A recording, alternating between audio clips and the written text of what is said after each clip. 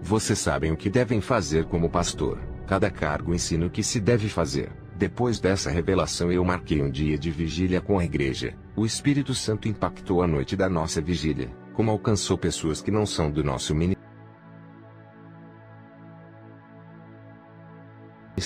Eu tive uma visão com vários lobos negros com os olhos vermelhos rodeando a igreja. Uma voz disse: "Esses são os demônios caninos." Esses demônios entraram na igreja parecendo feras descontroladas. Quando se aproximaram de nós ficaram mansos, sem ação e tranquilos. Esses demônios de 4 patas ficaram parados imóveis perto de nós. Lembrei-me da passagem de Daniel na cova dos leões onde não tocaram nele, mas despedaçaram os ímpios. Tive uma visão dos demônios andando com os lobos na corrente que são os mesmos que tentaram nos atacar. Os demônios quando viram as pessoas na rua soltaram os lobos que atacaram o povo. Qual é a função desses demônios lobos? Esses demônios lobos pulam na garganta das pessoas para matar de asfixia. Muitas pessoas morrem de parada cardíaca ou respiratória, e também de derrame cerebral através desses ataques. As suas garras afiadas matam pessoas enforcadas, ou quando as suas unhas penetram o crânio ou estrangulam o coração de dentro do peito. Eles atacam a cabeça, o coração e o pescoço. Uma vez que o cristão cai na fé se desviando do caminho da verdade, os demônios começam a ter forças para atingirem a sua vida. Naquela noite os lobos diabólicos foram embora de perto da nossa igreja, e muitas almas que estavam fracas se fortaleceram. Eu vi pedaços de carnes podres saindo de suas almas. São coisas espirituais. Uma voz disse: "Essas almas estão com câncer em seus interiores que é pior do que o câncer da carne." Qualquer católico que pisou o pé em nossa igreja, Deus honrou dando livramento e bênçãos. Depois daquela vigília a unção nos seguiu para onde íamos. As prisões e cativeiros foram despedaçados deixando os aprisionados libertos. Na nossa igreja não somos influenciados por livros dos vendedores da palavra e não seguimos teologia. Somos ensinados pelo nosso guia, o Espírito Santo, e rejeitamos quaisquer livretos de outras igrejas. A nossa igreja está ligada com o céu inteiro. Todas as normas que estão no paraíso estão na nossa igreja. Dependemos da aprovação de nosso Rei de como ensinar e louvar. Estamos em sintonia com o céu. E o efeito espiritual que está acontecendo em nosso meio é sobrenatural. Obedecemos aos seus decretos e vamos aonde Ele mandar. O Espírito Santo tem regido a nossa igreja. Ele tem controlado as nossas vidas e disciplinado os rebeldes. E tem nos orientado e libertado vidas. Ele tem nos instruído e avisado acerca dos acontecimentos. Ele tem nos ordenado aos serviços do reino. Tudo o que fazemos é com consentimento do Espírito Santo. Pedimos autorização dele para fazermos qualquer coisa, até para ungirmos um obreiro, para assumir um cargo. Eu preciso da aprovação do Espírito Santo. Pedimos a permissão dele para ungirmos os obreiros, pois só ele sabe quem está capacitado ou não para a obra. As igrejas onde são ensinadas a santidade são controladas pelo Espírito Santo, e todas estão ligadas a ele. Igrejas que estão subordinadas a Deus vencem as guerras. Igrejas revestidas das armaduras de Deus que nasceram da palavra são vitoriosas. Igrejas que antes de serem fundadas estavam no coração de Deus fazendo parte dos seus sonhos. É o desejo de Deus de ver mais igrejas assim. Essas igrejas que se submetem a viver a palavra recebem a autoridade dada por Deus sobre as trevas que reinam na terra. Essas igrejas têm o direito de herdarem a vida eterna por fazerem a vontade de Deus. Eu não quero aparecer nessa obra, ser chamado de profeta, sacerdote de Deus ou um intermediário da salvação. Quero que a minha pessoa seja neutralizada para que se esqueçam de mim e se lembrem de Jesus. Eu não sou nada diante de tudo isso que está acontecendo em meu ministério. Outrora eu era um miserável, cego e perdido. E se hoje eu estou sendo usado para realizar as maravilhas de Deus, é que existe uma força maior que opera nesse ministério a qual sem ela eu me torno um nada. Quem era Sansão sem a força do Espírito Santo? Não passava de um homem comum e cego. Eu só quero que enxerguem a Jesus nessa obra, pois não terei culpa se o rebanho me exaltar no lugar daquele que merece toda a glória. Muitas almas estão indo ao inferno por adorarem os seus pastores que são usados por Deus. Eles não glorificam a Deus por usar os seus pastores, mas idolatram ao homem e não a Deus que opera tudo em todos. Eu não quero privilégios dos homens, pois o meu galardão já está ganho. Quero apenas servir ao povo enquanto viver. Não quero ser tratado igual a uma estrela. Eu não trato ninguém diferente do outro e nem vou beneficiar os que estão mais próximos de mim. Eu só quero atender o meu chamado para essa missão. O meu objetivo é terminar essa obra e concluí-la até Jesus me chamar. Quero ser mais eficiente nessa obra santa pela qual eu sou responsável. Eu trato todos iguais para não semear o ciúme no coração dos cristãos que estão fracos. Trato os visitantes ímpios que vêm aqui do mesmo modo que trato o meu rebanho. Não gosto de tratar uns melhores do que os outros, porque isso não agrada a Deus e gera contenda. Eu não me interesso em querer aparecer nos cultos me destacando como profeta. Eu renuncio o meu eu. Não irei promover obreiros para os grandes cargos para satisfazerem os seus egos e vaidades, a não ser que o meu Jesus venha exaltar você e promovê-lo. Tudo o que eu faço é para engrandecer o nome de Jesus. Eu nasci para exaltá-lo e tornar seu nome conhecido no mundo inteiro. Até para mudar de moradia eu oro a Deus. Não posso fazer isso por minha vontade. Eu moro em qualquer lugar se Deus mandar. Aonde Ele me enviar tem uma grande seara me esperando e um celeiro de almas para ganhar. Eu perdi muitos membros para as vertentes de outro evangelho. Os demônios têm tentado tirar os obreiros do meu pasto, mas Deus tem aberto os olhos de muitos. Essa revelação que estou passando é para a igreja inteira e todas do mundo.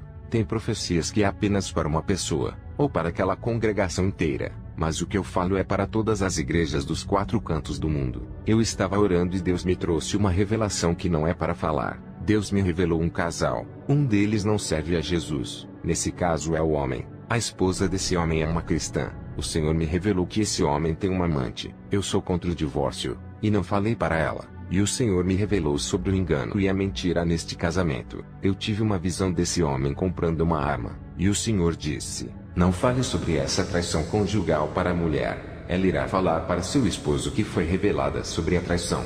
O esposo dela ao ouvir isso irá negar, mas o seu ódio fará com que uma legião de demônios venha o possuir. Ela irá falar o nome de quem passou a revelação. Ele irá comprar a arma por causa dessa revelação e irá atrás de você, meu servo. Essa armadilha de Satanás é para você caso fale a revelação. Se falar para a esposa dele, ela começará a desconfiar dele, e a ira vai acender em seu coração, fazendo com que ele mate ela. Ela morrerá por causa da sua língua. Não fale a revelação, guarde contigo e apenas ore por ele. Com essa revelação que recebi de Deus, eu aprendi que não podemos falar todas as revelações que recebemos. Tem revelação que vai trazer destruição, então é melhor guardar para nós. Essa revelação eu selei para que haja paz entre aquele casal. Depois dessa revelação eu tive uma visão com 3 servos de Deus que foram arrebatados no momento que eu orava. Da terra o Senhor me permitiu ver o que estava acontecendo com eles. O primeiro que foi arrebatado se encontrou com um anjo. Ele é um pastor que recebeu uma função importante na terra. O anjo derramou um óleo de unção sobre a sua cabeça. O segundo homem que via um missionário que foi arrebatado. O anjo mostrou um mapa para onde ele irá pregar o evangelho. E o prazo que ele tinha para pregar o evangelho é curto. Antes que Satanás ceifasse aquelas vidas, ele tinha que pregar para o povo. O terceiro que foi arrebatado foi um bispo. Ele recebeu uma unção de capacitação através de um óleo derramado pelo anjo sobre ele. O bispo assinou seu nome em um contrato de responsabilidade. Ele estava consciente que não podia quebrar aquele acordo. Cada um recebeu uma condição espiritual de acordo com as suas funções. O bispo foi orientado a orar, o missionário à vigilância, e o pastor tinha que renunciar a alguns pecados que davam legalidade aos demônios. Esses 3 homens receberam missões perigosas, porém foram capacitados para fazê-las. Tudo o que esses 3 homens vão fazer está na permissão de Deus e são ordens divinas a serem cumpridas. Ai daqueles que se levantarem contra as obras desses 3 homens, estarão tocando na obra de Deus e guerreando contra o próprio Espírito Santo. O que me chamou mais atenção é que para o bispo foi concedido 3 anos para realizar o seu trabalho na seara. O anjo disse: tu tens um prazo de 3 anos e irá morrer. Acelere a obra e corra contra o tempo. Nesses 3 anos estará com 70 anos, e Deus determinou te recolher. Já o pastor de outra obra pediu para o anjo curar o seu coração. O anjo disse: o Senhor não me permite que cure você, pois esse é o espinho que manterá sua humildade. Carregará essa enfermidade e irás morrer de uma parada cardíaca.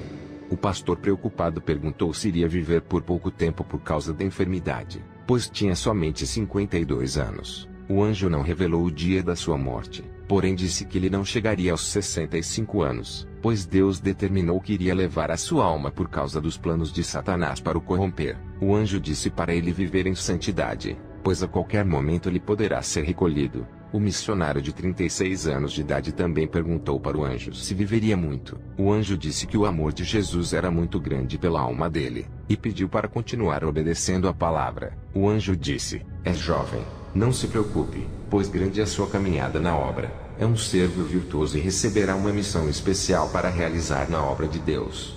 Depois dessa visão, o Senhor me revelou que existem pessoas que abrem igrejas sem receberem essa missão especial de Deus. Tem igrejas que são obra dos homens e não de Deus. Essas igrejas são dirigidas conforme a vontade do homem. Quero passar uma mensagem revelada à igreja. Jesus não quer expor a sua nudez e os seus pecados diante dos homens. Ele apenas quer ver o seu arrependimento e as confissões de seus pecados. Sejam sinceros de coração, e peçam perdão verdadeiramente sem o desejo de voltarem atrás em seus pecados, porque no juízo final os pecados serão expostos e muitos envergonhados ficarão. Não deixe chegar este dia terrível. Quando se arrependerem e esse dia chegar, Deus irá abrir o livro da condenação e não terá acusação em sua vida, pois o sangue do Cordeiro reconheceu o seu arrependimento genuíno e apagou as suas transgressões. Hoje é o dia de se arrepender e ter os seus pecados perdoados. Igreja, hoje vocês têm a oportunidade de se corrigirem renunciando às suas obras do mal. Tudo está em suas mãos em decidir o que fazer da sua vida.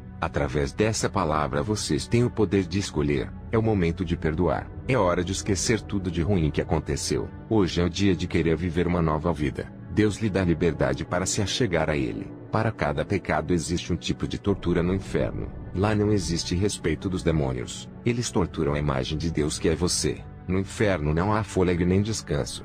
O fardo pesa sobre vocês por todo o tempo. Um jugo de servidão é imposto eternamente sobre os seus ombros. Não há lugar para os santos nesse lugar. Nem a terra tem poder sobre os corpos dos santos que já foram purificados pelo sangue do Cordeiro. O inferno não tem poder sobre as almas dos santos, pois já somos separados e não pertencemos a esse lugar.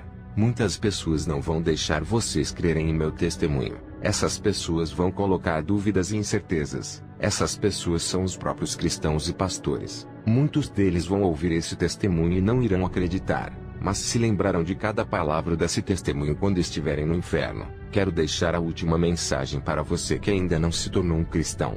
Vocês que estão no mundo e vivem em seus pecados pensando que estão livres por fazerem tudo o que desejam, na verdade estão aprisionados nos prazeres, nos vícios e nos pecados da carne. Os demônios estão atuando em suas vidas secretamente. Vocês estão presos em suas correntes. Eles gostam das pessoas que vivem uma vida sem regras fazendo tudo aquilo que desejam. Hoje vocês possuem a chance de ouvirem o seu convite de amor dizendo: venham para mim, eu amo vocês. Ele é um Deus generoso, e quer renovar vocês te dando uma nova vida. Se entreguem a Ele. Não duvidem do seu poder. A obra de Deus vai ser eficaz em sua vida. Acostumem os seus corpos em oração e verão a operação divina sendo realizada em suas vidas. A presença do Espírito Santo se tornará tão real a ponto de controlar o seu ser. Vocês sentirão que alguém está morando em vocês e regularizando as suas vidas. Ele completará a sua vida preenchendo os espaços e não serão mais vazios. Ferramentas espirituais serão entregues em suas mãos. Ele move montanhas por vocês e toma medidas em seu favor até parar o mundo. A nossa vida é completa com Deus. Sem Ele somos vazios. Que a paz de Jesus venha sobre todos os ouvintes. Amém.